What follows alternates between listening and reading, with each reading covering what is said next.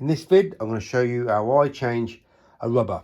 Now I'm going to use 36-inch rubbers because I think most people use longer rubbers, and I'm going to change a 12-inch squeegee. So let's take out the channel.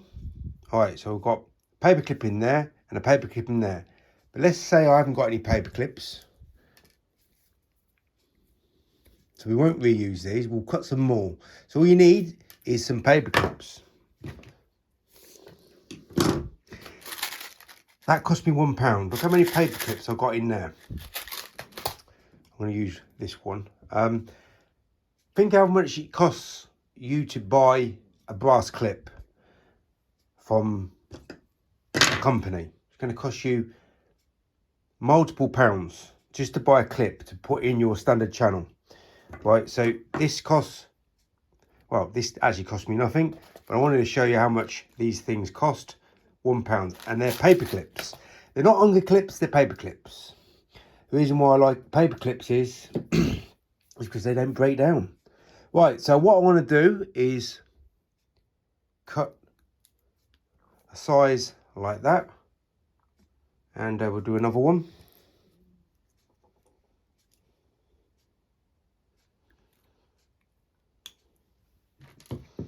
So I just found out why we need to use paper clips, because Mormon won't provide any inserts. Right, so there's a problem with a patent with a company that has a locking mechanism. So it's not feasible to make an end clip with a locking mechanism. Unfortunately, it can't be done because it's patented. You guys can work out who's got the locking mechanism. That's why we use paper clips. Okay, so what we're going to do, what I should have done, so explained, all I did was eyeball the length of that rubber, and I just marked it off there, right? So here is the length. I do it outside the channel because if I did it inside, it might retract. So we just thread it through,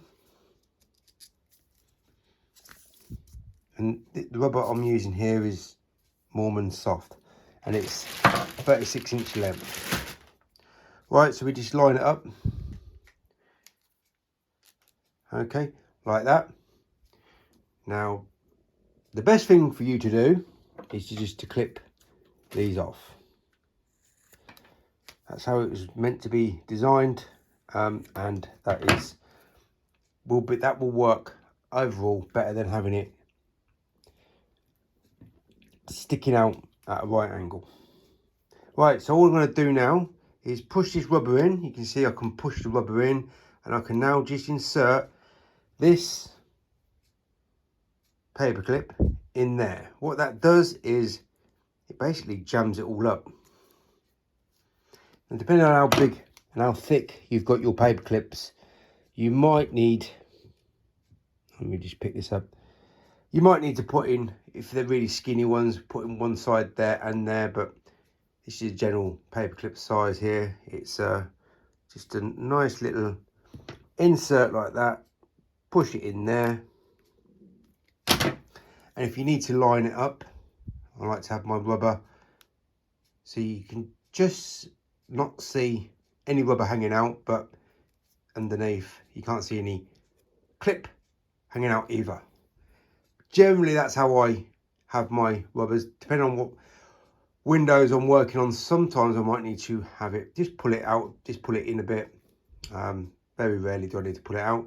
It all depends on what windows I'm working on, and normally if I do have problematic windows where I need to have it a little bit shorter, it's on an inside job rather than an outside. So windows in the UK tend to be different outside than inside, but very rare. So normally that's how the rubber will look.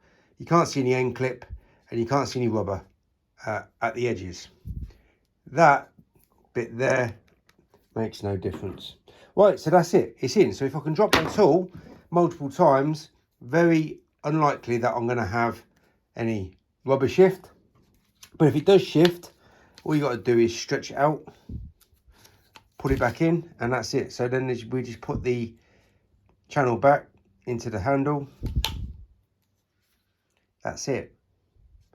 Nice and simple. But I changed the rubber outside, and I don't use any measuring tool. I just put the rubber here, make a little mark on the rubber.